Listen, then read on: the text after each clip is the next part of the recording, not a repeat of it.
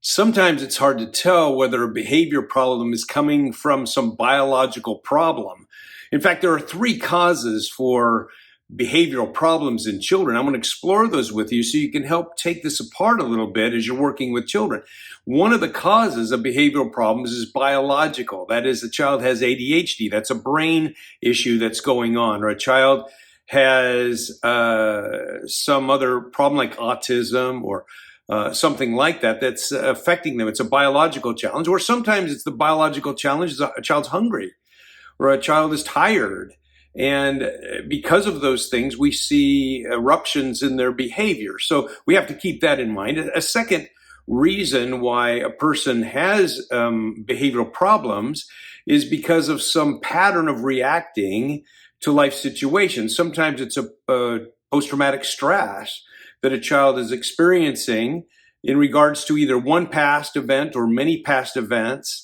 And then there's a trigger that causes that to come about. That's a whole second category of problems that children experience because of trauma or other things. Or maybe it's reactive attachment disorder that a child has, or oppositional defiant disorder. Those are different than the biological challenges that children experience. And so we need to know that it's coming from that different kind of a source. And sometimes those are patterns that children develop, like arguing with mom disorder or some other challenge about whining or complaining that children have. And so that's a second cause of behavioral challenges that children experience. A third cause has to do with spiritual. And when I refer to spiritual, I'm not talking specifically about sin, but I'm talking about the self-concept of a person. Every person has a spirit, and that's where their self-concept is, their identity. That's why when we become Christians, we have this new identity that we talk about. And children have identity issues sometimes. They might believe certain things about themselves that cause them to act out in a particular way. Let's tie these together because they're more interwoven than we often think. A child who has a biological problem, let's say ADHD, may develop a pattern of arguing with mom because he doesn't get what he wants and he's persistent and he doesn't recognize the social cues. So how much of that is the ADHD and how much of that is a pattern that's developed that's really coming from the selfishness inside of the child? That's an important question that we need to ask. Or maybe it's because the child is developing this perception of himself because he has ADHD and he has this problem of being corrected a lot and arguing. Maybe he's developing a perception inside of his spirit that I'm a troublemaker or that I just don't get along with people. And so that becomes a spiritual and dynamic issue. So it's very important to be able to look at all three of those. Sometimes there are those things going on, and sometimes just the selfishness that happens in a child's life.